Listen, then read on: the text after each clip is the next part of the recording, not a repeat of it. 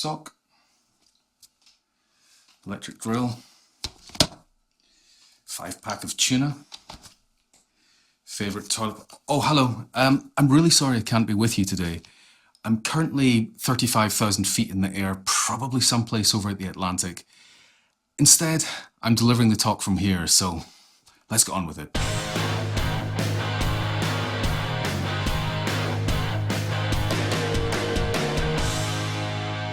So this is what we are talking about today. It's about releasing happy chemicals in our audience's minds. It comes from this book that I wrote with my friend Soon last year, Friction, available in all good Amazons. You can also get it in Serbian if you want. So I want to start by asking you a question. I want to know if you are nervous of public speaking. Put your hand in the air if you're nervous about doing public speaking. Right, you do know that this is pre-recorded. I can't actually see you. So I used to be absolutely terrified of public speaking. I mean, proper shaky hand, heart-pounding, sweaty, quivery voice kind of terror. And I had good reason to be worried of public speaking because I had a really bad history of speaking in public. So there's one time I was being interviewed on radio and I was so nervous that I forgot how to speak. I was just silent when the question was asked me and I couldn't do anything. There was another time when I was doing a pitch for an advertising agency I was working at, and it was a pitch for a big important piece of business. I presented the work and the client asked me a pretty simple question and I just froze. I went blank. I couldn't think of anything, so I just went for what seemed like maybe like 7-8 minutes, and then I turned and went, "Brian?" Unfortunately, Brian was much better answering the question than me. And then there was one time I was doing a talk, a company presentation, and I was so nervous, my voice seemed to jump an octave, and I managed to deliver a 15-minute presentation in 6 minutes flat. It probably looked as if I was speaking in fast forward. So why am I telling you this? Well, I'm telling you this because I've put a lot of work into public speaking. I was so terrified of public speaking, I knew I needed to do something about it, so I started taking advice from people. One of the pieces of advice was that just imagine the audience naked. And I can tell you that it doesn't stop you being nervous, but it does make it a little bit sexier. So that didn't work. I realized that the only way that I could actually properly start dealing with public speaking fear was to do as much public speaking as I could. I started to put myself forward for talks, and people were stupid enough to accept me, and I sucked. I was terrible. The poor audiences. I would hate to sit through one of my early talks, and I just kept going until I sucked a little bit less and a little bit less, and then people started to ask me if I would speak, and then people started to offer me money to speak, and then now I've got to the stage where I travel all over the world and I get weeks like this sometimes where I don't actually know what time zone I am in when you're going to be watching this. So this whole thing, what I'm trying to get as a point here is to tell you that I put in a lot of work. And because I put in so much work, I really value the fact that I get to speak to audiences. I really value that people will actually sit and listen to me. And I appreciate that so much more than if I'd had what might have been like a natural ability or something, if that kind of thing exists. And I want to ask you a question. What is it that's valuable to you? I want you to think of something that's really, really valuable to you. It might be your incredible dancing abilities. I know that this is the way that Drew dances. It's absolutely beautiful. He's so graceful. It might be an expensive car that, you know, you've made sacrifices to get this car. You're really proud of it. It's valuable to you. It might be your musical ability that you can play music just like speaking. You're fluent at it. It might be your business career. That's what it might be. It might be your juggling abilities, but it's probably not, because, you know, the only thing it takes to be a great juggler is no friends. It's a fact. Look it up. So this thing that you are really proud of, that you value really highly, did you get it easily? Did it come easily? The chances are it didn't. It would have taken some form of friction, whether that was the friction of money, the friction of effort, the friction of time, the friction of fear and worrying. All of these things is what needs to go in for us to truly, truly value something. Because the things that matter take friction. That's really the whole point of this book. The things that matter to us take friction. And one of the reasons that we wrote this book was that we felt that going frictionless, which is what everyone had been saying for the last 15, 20 years, that you need to create experiences that are frictionless, we felt that had just gone too far. And we were creating experiences that wash over us now. They don't touch the edges. They just don't make an impact on us. And for years I've been saying, when I've been working on digital products with companies, I've been saying it's not just about removing the pain, we have to think about adding the pleasure. And that's really what we're talking about here. So the things that matter take friction. But, I like big buts, I cannot lie. But humans are lazy. And if you think about it, 12,000 years ago, humans didn't look like this, but they were out on the plains and they were hunting and they were gathering and they were traveling around to get their food, moving around from season to season. And then 12,000 years ago in Mesopotamia, we invented farming. And that meant that we could be in the one place. It was still a lot of work. You still had to get up early in the morning and go to bed when the sun goes down. It was still a lot of work, but it was a little bit less work than having to travel around and do hunting and gathering. Then, about 250 years ago, we started to get the Industrial Revolution happening. And as you can see here, it's like repetitive tasks. And a lot of the effort is being done by the machine, but it's still sweaty work going around looking after the machines. Then, in the last 3 generations, we've been sitting in our arses for a living. And that's not great for us, because if you look at physical effort, our bodies are still designed the way they were 12,000 years ago. Our bodies have not evolved very much since then. And physical effort has gone from being up there, to down there. And now there's so little physical effort that we're doing damage to ourselves, that there's an epidemic of back pain. So that depending on what source you trust, either 1 in 6 people or 1 in 3 people in the UK suffer from back pain. Depends on the source. It's only 100% difference. Anyway, it's a lot of people. And for those of you who don't suffer from back pain, it's a pain in the arse, but about 6 inches above the arse. So the other thing is that it's not just about our bodies. When we are going frictionless, it also affects our mental health. So one of the things that psychologists had thought up until a few years ago is that when people get depressed, they become inactive. And they've realized that actually, in the last few years, they've realized the correlation's the other way around. It's not depression that leads to inactivity. It's the other way around. It's inactivity leads to depression. So we should be keeping ourselves moving. We should be having more motion and energy and exercise in our lives rather than sitting down.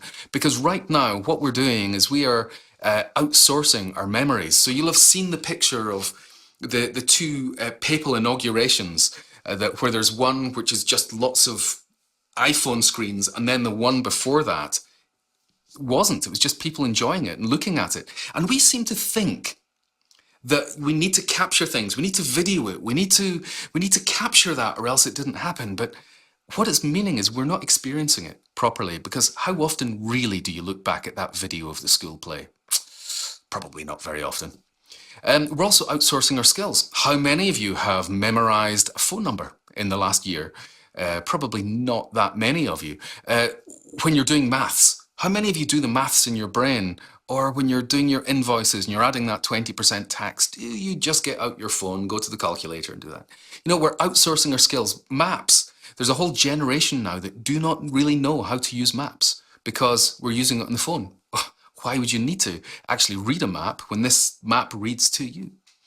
And we're outsourcing our decisions. So algorithms that are built into online stores and things are making decisions for us, or helping us with our decisions. And then with the rise of AI, ChatGPT and things, we're outsourcing our thinking. Now, I believe that we need more friction in our lives. And by that, I don't just mean friction for us, I mean friction for businesses as well. I think that friction is really important. I want to very quickly tell you about this year, the Betty Crocker cake mix, because this, when it was initially launched in the 1950s, it didn't take off. I mean, this is a cake mix that all you had to do was add water and the cake would taste just as good as one that was home baked. There really was very little difference in the two cakes, the tastes of them. So it was passing taste tests. But remember, sexist days, 1950s, the housewives were not buying this cake mix. And they could not understand why. So they got some psychologists involved, went and did some studies and discovered that actually it's because the housewives felt as if they'd be cheating their families. If they were to use this, then it's a cheat. It's actually depriving the family of love, because this cake is a sign of people's love. It's a sign of them valuing their family. So if you're taking a shortcut, then it's like you're taking a shortcut in your love. You're not giving as much. So what they did was they reformulated the cake mix so that they took out the powdered egg, so that all you had to do was add water and 2 fresh eggs. And in fact, here is a commercial from the 1950s announcing this change. There's something new and exciting in the Betty Crocker kitchens. And here's Betty Crocker herself. And this is what we're so excited about, my new marble cake mix. It's entirely new. The only marble cake mix in one package that you can mix in one bowl. And the one bowl method makes it so very easy. You just add water and 2 fresh eggs. 2 fresh eggs, that's all it took, and then these products were flying off the shelves, and they still do more than 50 years later. So am I saying that all friction is good? No. For those at the back that couldn't hear me, no! I'm not saying that. So what's the difference between good friction and bad friction? Well, it's all about the chemicals that are released in your brain. You know, it's the clues in the title of this talk. It's about releasing happy chemicals in our audience's brains. So let's look at some of the chemicals then. So we've got this here. Our chemicals are adrenaline. Adrenaline is an amplifier chemical. It sort of helps the other happy chemicals, but adrenaline along with stress can be bad, but along with good chemicals can be great. So then we have got dopamine. Dopamine is the reward chemical. We get dopamine when we get a reward, but not only that, we release dopamine when we're anticipating a reward. That's a different thing, and it's fantastic, and we use that in our strategies. So the next one is oxytocin, which is the love chemical. So it's for bonding. You'll see that oxytocin is what's released with babies and mothers, particularly for skin-to-skin contact. You might notice that people will put their hands on friends' shoulders and touch them in little ways when they're having conversations. That's a natural thing. Human touch releases oxytocin. It's a bonding chemical. Serotonin is all about one-upmanship, really. It's about securing your place in the hierarchy and showing that you're better than other people. That's what releases serotonin. It can be a very unpleasant chemical for the other people who are being put down by the people who are looking for the serotonin boost, but it still has a place in what we're looking for. Then we've got endorphins. Endorphins are like the runner's high. It's a painkiller. In fact, endo means inside, and the orphan bit comes from morphine. It's basically morphine inside, which is why some people become addicted to it. So Soon and I looked at different ways that we could add friction. 7 different ways to add friction. So let me tell you what they are. There's exclusivity, there's meaning, there's belonging, there's rapport, assurance, competence and engagement. And if you look down the left-hand side, boom, it spells embrace. So we say to people that we want them to embrace a dose of good friction, because that is how you're going to create more memorable, more secure experiences for your customers. So let's look at one here where I'll quickly take you through exclusivity, the first one of these. So I wonder how many of you actually have got an expensive watch. You know, like a Rolex, a Patek Philippe, a Longines, something like that.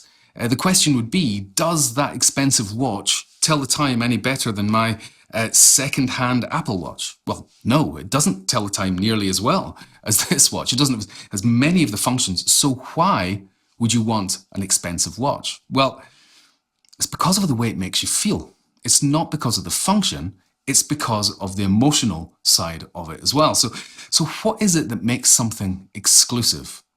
This was something that we had an epiphany, and we realized that what makes something exclusive is that you have to exclude someone. That something can't be exclusive unless people are excluded.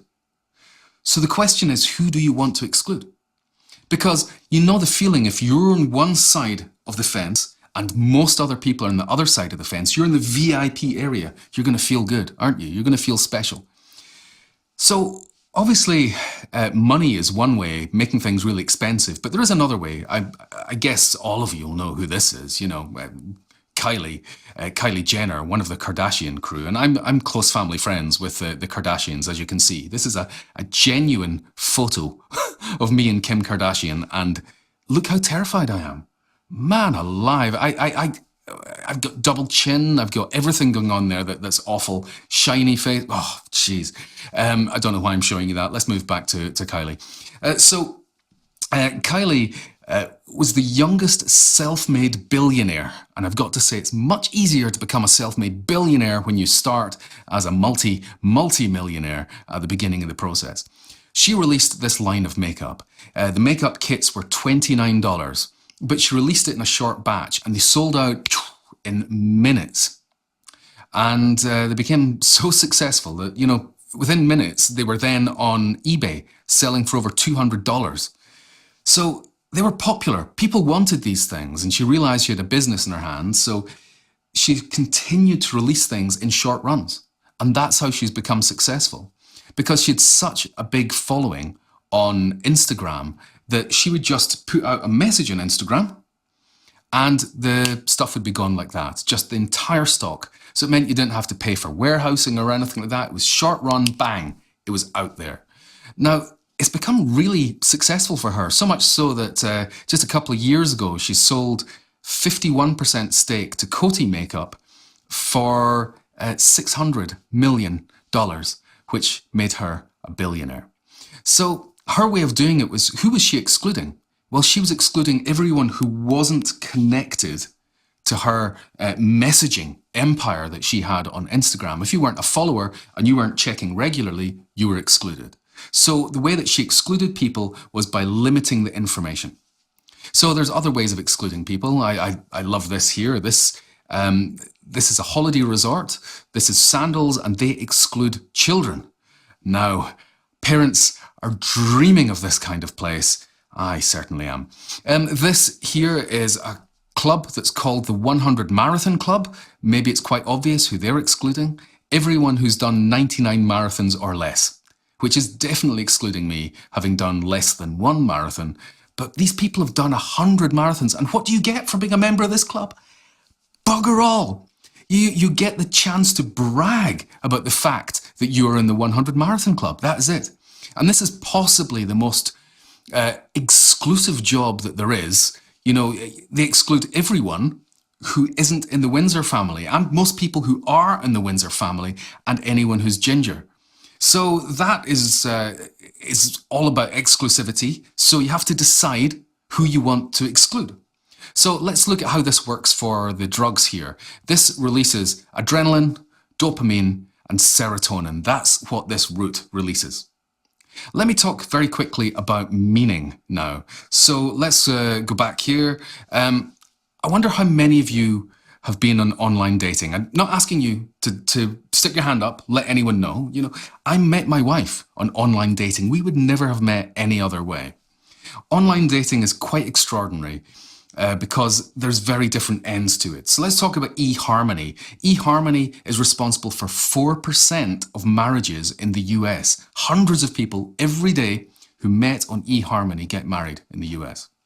So when you sign up, first of all, of course, you have to come up with a username that seems enigmatic yet intelligent.